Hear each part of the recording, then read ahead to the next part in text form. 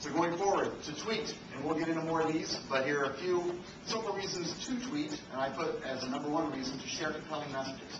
What you're sharing on Twitter isn't compelling strategically. In the end, you're going to be tuned out, and that is not what you want to have happen. Build advocates for product or service. Engage your customers and prospects. Promote events. Announce company news. Gain credibility as a trusted source. Monitor conversations, and that's something that's very key to understand that we'll talk about here a little bit later and share at least one good case study of a major Fortune 1000 company that's doing that very effectively. Education, gain industry knowledge. Announce a new product or new arrivals. Announce sales and promotions. Promote charitable and nonprofit involvement. But does that mean raising funds on Twitter? That's a question, a bit rhetorical, but I'd like you to think about that.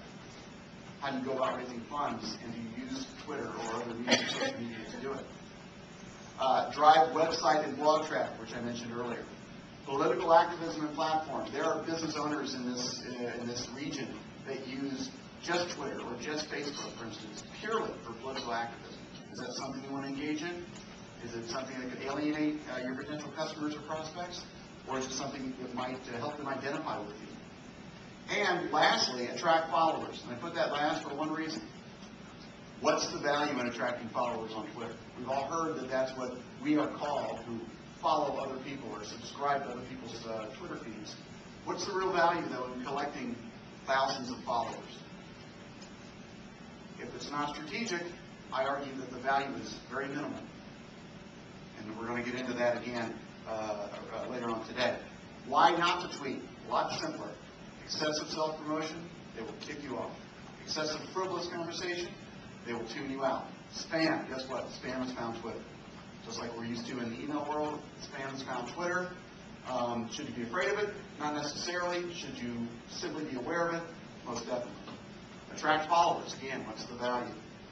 And old, untimely news. If you're sharing anything that's yesterday's news, again, they're going to tune you out because they've already gotten the update. Tips and tricks.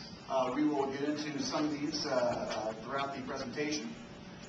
It's all about the message.